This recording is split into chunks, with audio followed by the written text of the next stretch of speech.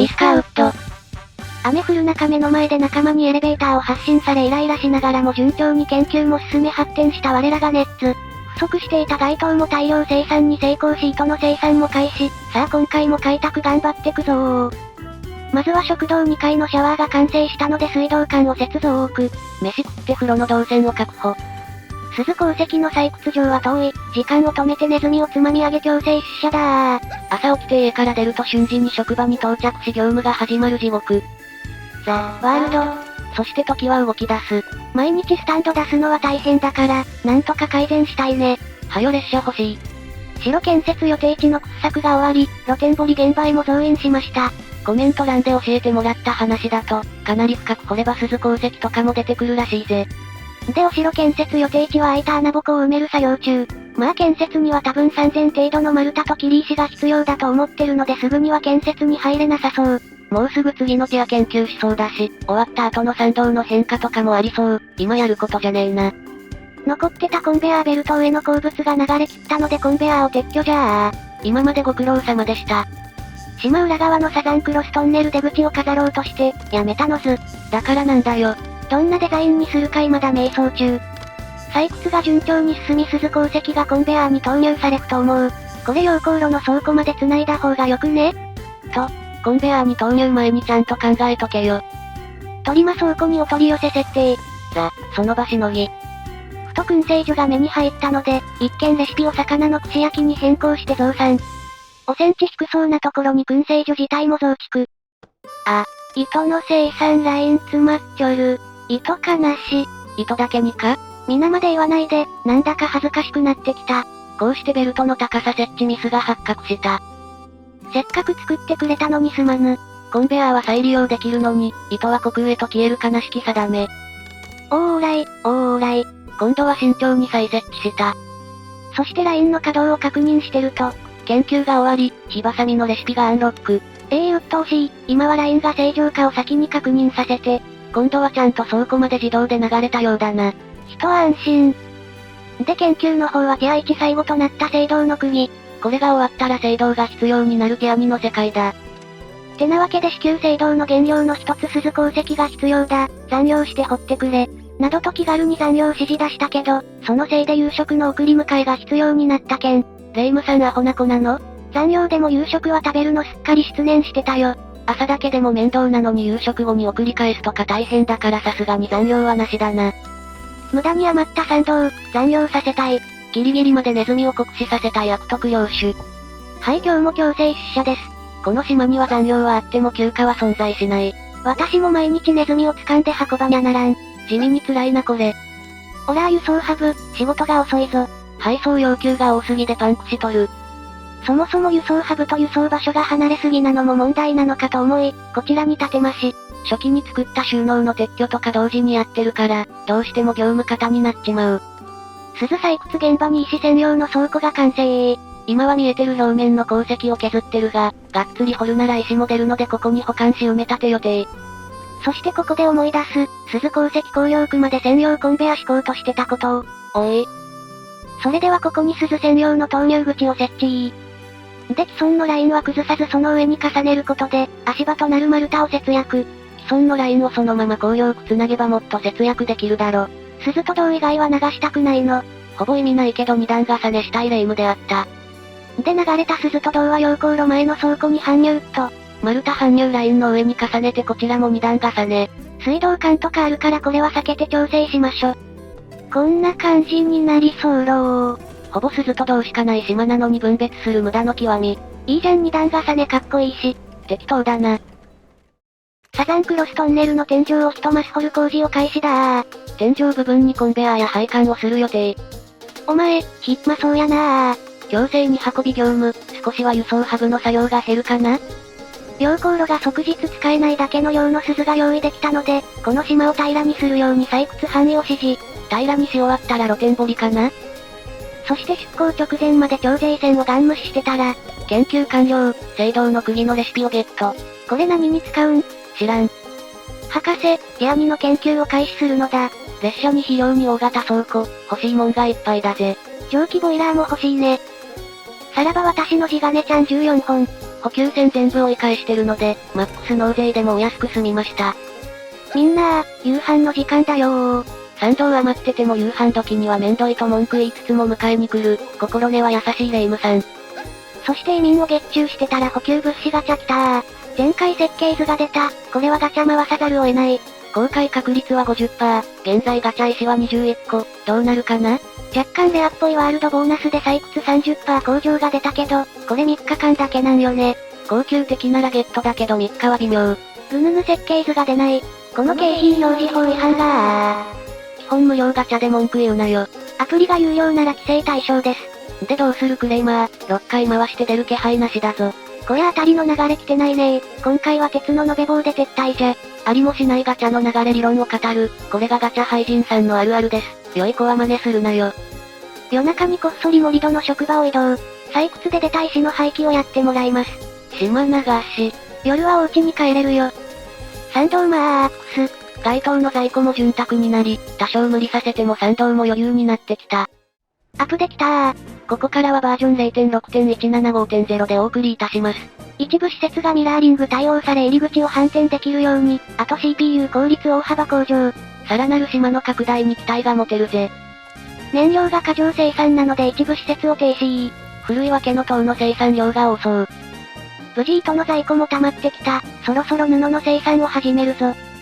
布を保管するための倉庫と繋ぐために、無理やり螺旋階段を繋ぎなんかキモくなったのず。効率悪そうだけどこんな感じでフィニッシュ。お城建設始まったら移築予定だからデーテイで OK よ。さいですか。布地が用意できたら仕立てた街灯に加工する。仕立て屋をここに建てるぞ。でもやっぱやめたー。うちのレイムさんは情緒不安定。狭くて建設しにくい。先生の野いちご畑とか今更いらなくね？ネズミはその辺の生魚でも食っとれー。などという理不尽な理由でネズミたちの食卓から野いちごが消えた。畑に食い物はいらん。魚とキノコで頑張れ。こうして先生の農場を解体し跡地に仕立て屋を建設開始。完成した仕立てた街灯は目の前の投入口に投げ込めば下の倉庫に流れる簡単出荷システム。原料の布地は下の倉庫に搬入予定なので、そこそこ効率いいと思うよ。壊しちゃった先生の農場は多分お城建設で潰すけど、上に再建。すまん先生、石広いからやり直してくれ。移民で住居が足りなくなったので、建てまし。誰か住むだろうと適当に僻地に建設。だーもう、送り迎えがめんどくさい。鈴鉱石のためだ、我慢しろ。布地の生産が始まった1日でした。仕立てた街灯まであと一歩。いろいろ考えた結果、お城建設の方向性が定まったぞ。見切り発車で山削り取ったがやっとデザイン決まったか。今回は平山城タイプの地形を活用して、定格式の縄張りをします。ここが本丸で、こっちが2の丸3の丸。定格式の城、岡山城とかが有名だな。本丸を切り石で一番高く断崖絶壁にして、手前に行くほど低くなる見た目にするつもり。基本方針が固まった。さて仕立て屋が完成したので、雨織工房から人事異動させて稼働だ。仕立てた街灯生産開始だ。さらに私に賛同を与えるのだ。私は君たちに残業を与えよう。容赦ない一生残業ボタン連だ。たまたま一時停止したら雷が反射して、汚染範囲がわかりやすく表示されたのず。画面左上の方に風が流れてるのがよくわかるな。そしてその風向きを簡単に知ることができる、ウィンドソックを追加したかったができぬ。アップデで追加されたウィンドソック、こちらティア0の研究となります。今ティア2の研究中だから後でやりましょ。だな。そういえばこのマインシャフトの装飾もアップデで追加されました。坑道の入り口に設置すると良さそう。密輸業者さんが来たので、切り石と生産過剰だった燃料を多めに出して金地金26本ゲット。本丸を守るための絶壁を作るぞ。キリキリ働けー。終わらぬ厳しい重労働。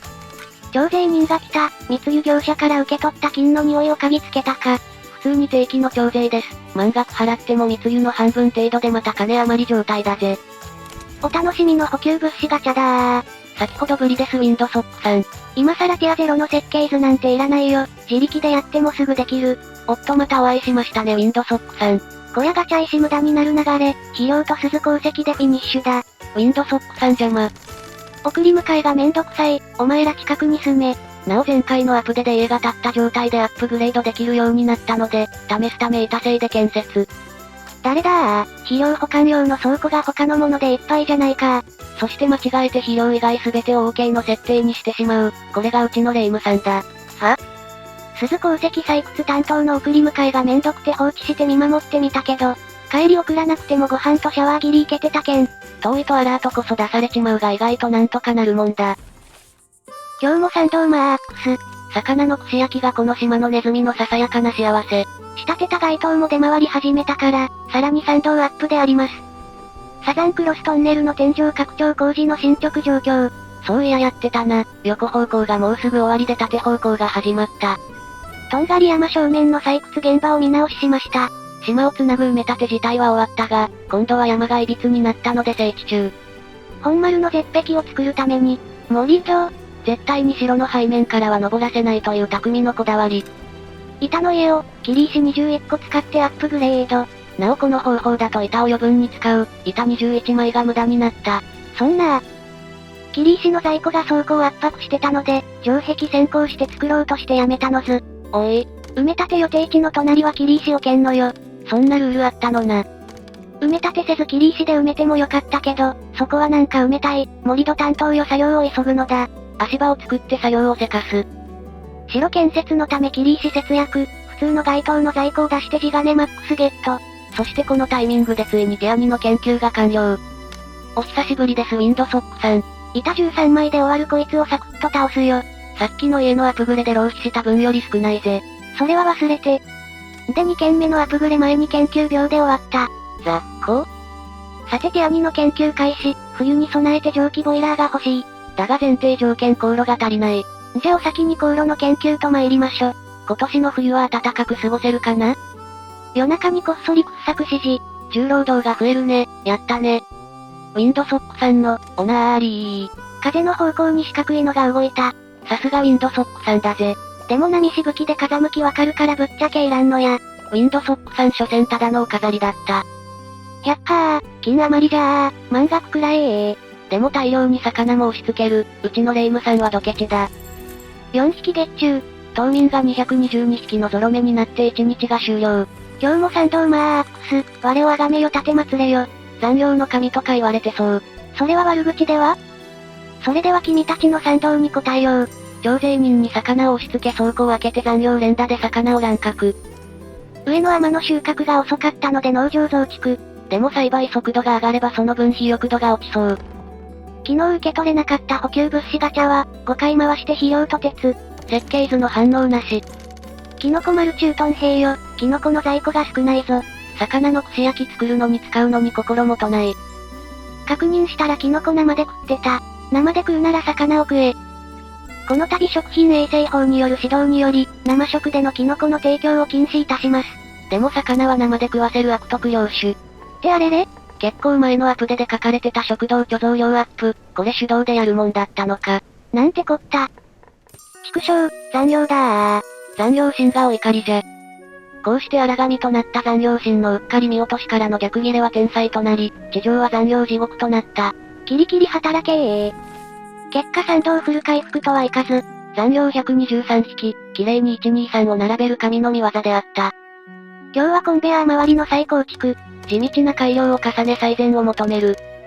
最近お気に入りの段々加工スライドだー。これ作るの簡単だしコンパクトでほんと便利だよな。逆に露天掘り現場から地上に上げる持ち上げ階段は接続がめんどい。しれっとこっちの露天掘りも深くなってきたな。鈴鉱石が出るまで深く掘る道。炭鉱夫の宿舎が完成。これでつまんで出勤の手間がなくなったな。水浴び場と食堂も建設して、本当に行かなくても大丈夫にしましょ。新品の着替えが欲しい時だけ里帰りが許される労働の監獄。建設作業員が遠いと文句を言うので、資材ごとつまみ上げて運んでるのず。離島は建設が地味に大変だぜ。ちゃっちゃかたてー。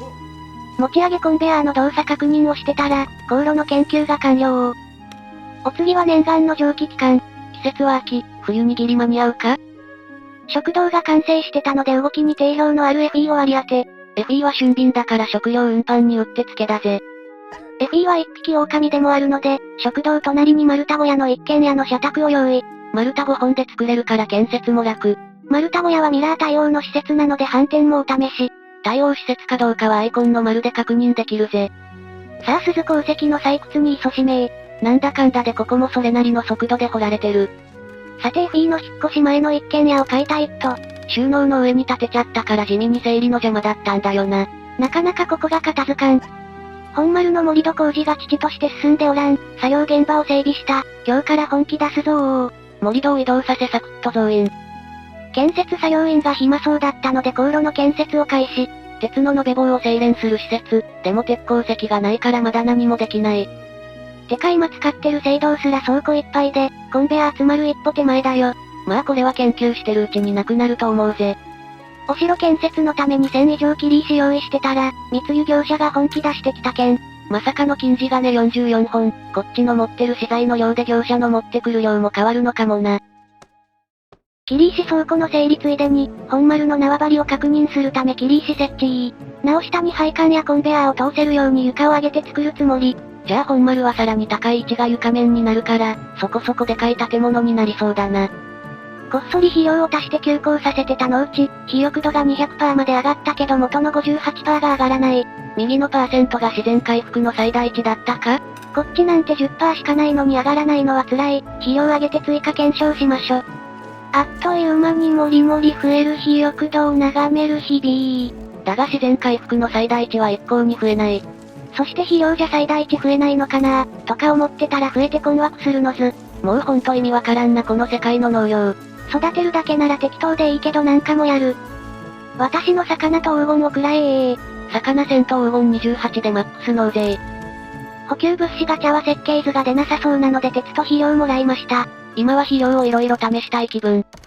鈴鉱石採掘場をパワーアップ。さあ甲府たちよ、思う存分ツルハシを振るうのだ上からの採掘開始、そのうち真っ平らになりそうだ。そして真っ平らになりつつある植林島山頂、肥沃度がかなり残念なんだけど、天の栽培適正ゼロである。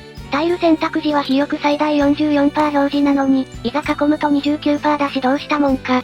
やっぱ肥沃度最大値を 100% にしたいよな。試しに肥料を切って最大値が上がるかお試し中、だったけど待ちきれず再度肥料オン。休耕から樹木にも変更。隣の畑は最大値 58% から変化ないし、やっぱなんか見落としとか思ってたら 12% に上昇。鳥間休耕じゃなくても増えると分かった。肥料の力とか思ってたら蒸気機関の研究が完了。じゃあお次は大型倉庫だこれは普通に嬉しいやつ。長年放置してるけど最大値が 100% なのに一向に回復しない悲しい浜辺。肥料は与えず樹木を育てて変化するか実験開始。てか農家が忙しすぎて手が入ってないだけとの噂も。影響してそうな事柄多すぎてわからん。しまった、農業に夢中になるあまり冬になってるのに気づいてなかった。僻地開拓してる奴らがまずいぞ、がっつり体温下がっちまってる。でも大丈夫さっき蒸気機関を開発済み、新たな熱源でほっかほかの冬を。って蒸気放出口まだロックされたままやないかーい。今更気づく、蒸気機関の中に蒸気排出口は含まれない事実。まさかこれ、別の研究だったのか。しかもコスト板同性動144、これは時間かかるやつだ。大型倉庫中断、先に蒸気放出口に変更だ。今ストーブ作るから、なんとか現場持ちこたえてくれ辛い極寒重労働。実験してた農場も真っ青。寒くて普通に育ちません。FE の食堂にもストーブを。こっちの奴らマジ暖房ないからやばいぞ。でも夜になったら賛同マークス。意外と丈夫なネッツたちであった。ではがっつり冬の準備でミスったところで真冬の雨降る鉱山に出勤するネッツたちに敬意の念を抱きつつ今回はここまで。寒いけどネッツたち頑張れと思っていただけたら、グッドボタンよろしくお願いいたします。残量ちょっと減らします。仕立てた街灯を手に入れたネッツ。しかしその賛同は残量に、果たして彼らは幸せを手に入れることができるのか？続きが気になる方はチャンネル登録がおすすめなんだぜ。ではまたお会いできることを願って。じゃ、またねー。